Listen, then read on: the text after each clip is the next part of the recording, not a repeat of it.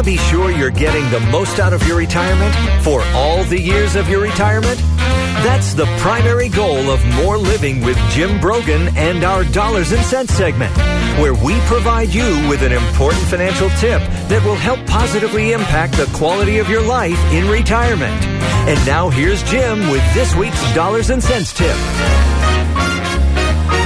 A recent Pew study was released here in the last couple of weeks that said 70% of you that are over age 55 expect to financially support your adult children at some point during their lifetimes, during the rest of your life while you're alive. 70% of you expect to support your adult children financially.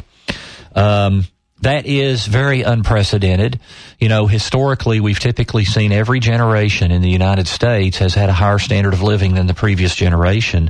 And for the first time in history, we're seeing that change, where the subsequent generations are having a lower standard of living.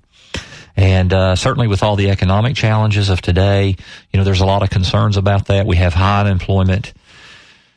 So if you're expecting, or maybe you're currently helping support an adult child, someone who's grown, they've been to college, they're out of the house, they're supposedly on their own, you're having to financially support them.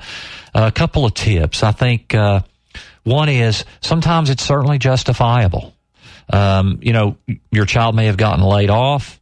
Maybe they're working every part-time job they can potentially find, but they still can't make ends meet. Maybe you've got a grandchild that's in private school and you don't want that grandchild to have to leave their private school while your child is searching for employment. And there are a lot of economic factors with the real estate industry and with unemployment.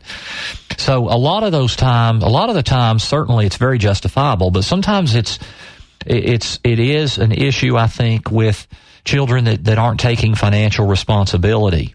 Are they looking for every part-time job they can find? Or sometimes we have children who are not being financially responsible, and it's a very, very delicate balancing act, because you want to help your kids, and certainly if they have a legitimate need, and they all seem legitimate. The question is when we bail out our children, are we enabling irresponsible behavior financially? And I think that's what you have to ask yourself, because sometimes it does require some tough love. I think you have to be careful, very careful, that you're not enabling financial irresponsibility. So it is a delicate balancing act.